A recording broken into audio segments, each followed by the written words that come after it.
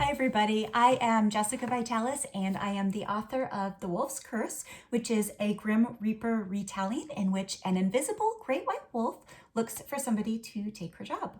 I also have a companion novel coming out next September called A Rabbit's Gift, and I'm the founder of Magic in the Middle, which is a series of free monthly recorded book talks that I use to share my love of middle grade fantasy.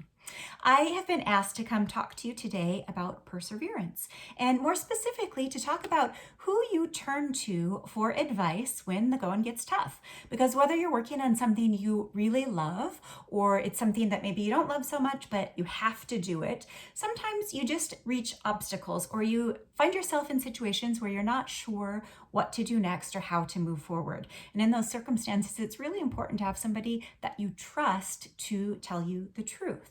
Now, the person that you trust to tell you the truth isn't always somebody who's going to tell you what you want to hear. So I learned this the hard way when I was writing The Wolf's Curse, actually. I had been writing for 13 years, and it was the 6th book I had written. So I came up with this idea. I was so excited about it. I sat down and I wrote it out, and I sent it off to a trusted critique partner, somebody that I've worked with for several years and who I know will always tell me the truth. And I said, "What do you think?" And she got back to me and she said, the story's fine. It was written fine. There's nothing particularly wrong with it. But you wrote a story with death as the narrator, and there's no death in the entire story, and there's not really any themes. Well, of course, the novel was finished. This was not what I wanted to hear from her.